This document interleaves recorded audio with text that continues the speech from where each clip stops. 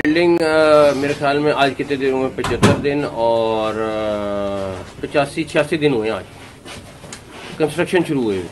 महीना तो उससे पहले डिमोलिश कर रहे थे, सारा कुछ कर रहे थे, तो 86 दिन में ये सारा स्ट्रक्चर यहाँ खड़ा है।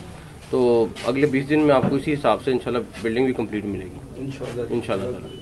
सर लॉन्चिंग तकरीब को किस तरह यादगार बनाना चाहेंगे आप? बस उस पर काम कर रहे हैं, आप देखें इंशाल्लाह बड़ी अच्छी लॉन्च करें। इसकी लॉन्चिंग या चैंपियंस ट्रॉफी मैं अभी बताया ना, 25 के आगे पीछे 2-4 दिन आगे पीछे करके करेंगे। तो सर आईसीसी वफद भी कोई आ रहा है? उन्होंने अब तो उन्होंने होना ही हमारे पास है। उन्होंने टूर्नामेंट जो यहाँ पे हो रहा है इंशाल्लाह कब से कैंप उनके हवाले कब कर दिए जाएंगे? उनके वाले क्यों, हमने कराना है, उन्होंने कराना है ब्रांडिंग के लिए। नहीं सर, इंडिपेंडेंट होते हैं ना आईसीसी, उनको देना होता है, लाइक वो ऑपरेटर्स उनके आएंगे, वो आएंगे, वो उनके साथ हमारा एग्रीमेंट हुआ हुआ है, चीज़ें तय हैं इंशाल्लाह, तो जिस हिसाब से उनके हिसाब से देंगे। बम छुपा के चले जाए, किसी का कुछ पता नहीं है। ये अभी तक एलईडी का, जहां पे एलईडी स्क्रीन लगनी है बड़ी बड़ी, जहां पे थर्ड अंपायर आउट या नॉट आउट देता है डीआरएस में, वो भी नहीं अभी बनवा पाए ये पूरी ढंग से। सबसे बड़ी बात, एलईडी लाइट्स नहीं, वो सॉरी फ्लड लाइट्स नहीं लगी है अभी तक वहां पे। फ्लड लाइट का खंबा इधर लगा है, खंबा उधर लगा, फ्लड लाइट ही नहीं है उसमें। खंबा लगा के भूल गए लोग कि इसमें करना क्या है। एक में लगा दिए इन्होंने 25 वॉट के बल्ब, 25 वॉट के बल्ब लगा दिए, दूसरे में कुछ लगा ही नहीं है इनका भाई, टावर ही कंप्लीट नहीं है इनका। ये कैसे करवाएंगे डे नाइट मैच भाई?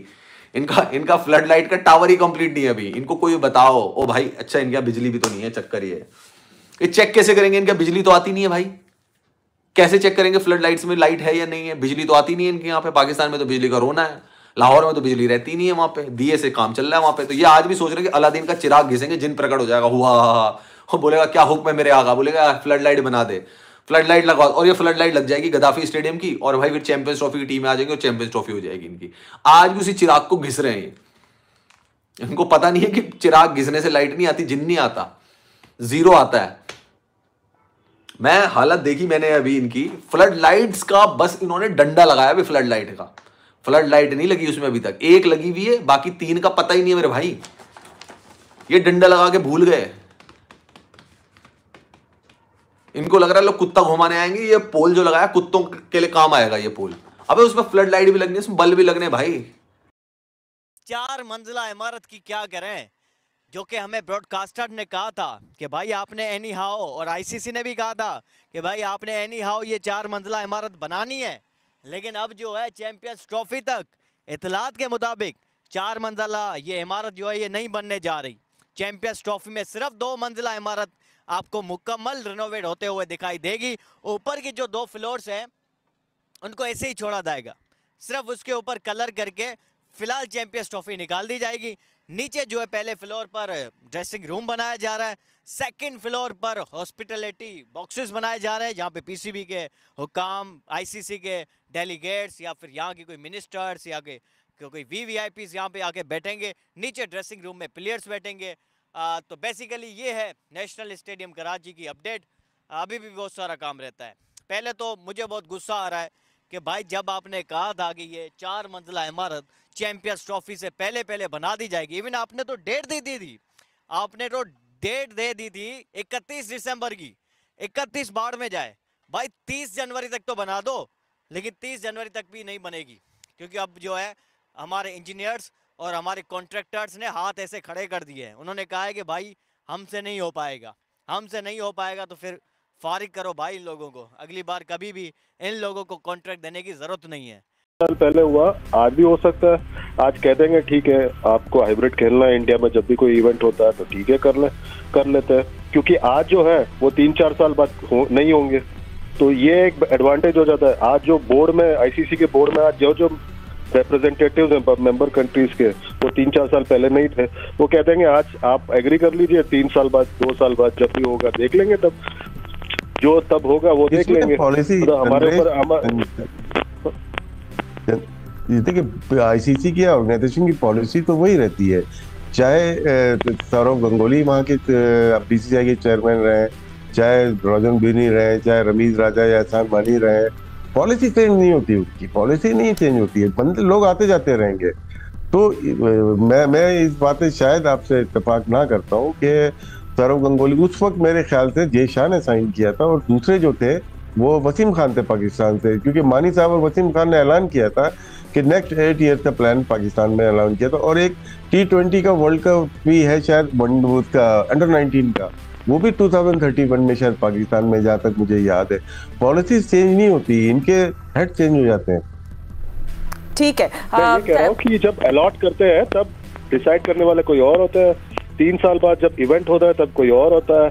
तो आप कहना बहुत आसान है कि हम इंडिया में जो भी इवेंट है हाइब्रिड करा लेंगे, पर वो जब 3 साल बाद आएगा या 2 साल बाद जब टर्न आएगा, क्या वही लोग होंगे वो कहेंगे हमें तो नहीं पता उसके बारे में, तब देख लेंगे। सॉरी सवेरा, आपकी आवाज थोड़ी समझ नहीं। दादे, ट्रेंचेस की जो बात कर रहे थे ना कि ग्रिल्स हटा देंगे, ट्रेंचेस बन जाएंगी, वो सारा काम भी पूरा हो गया है? बिल्कुल सवेरा, यहाँ पर अगर अभी चूंकि लाइट डाउन हो चुकी है, मैं आपको दिखा नहीं सकता। अगर यहाँ पर देखा जाए तो बिल्कुल कोई जंगला यहाँ पर नजर नहीं आ रहा।